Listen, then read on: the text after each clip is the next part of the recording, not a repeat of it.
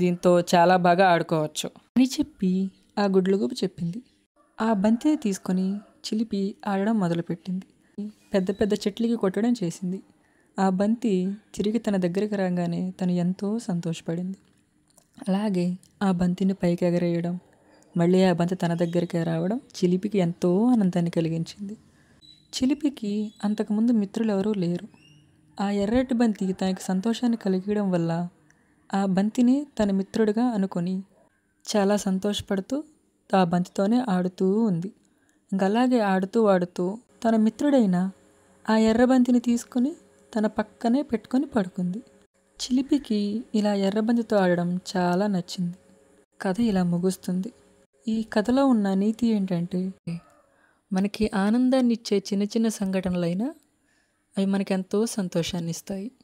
కాబట్టి ప్రతి చిన్న సంతోషాన్ని కూడా వదులుకో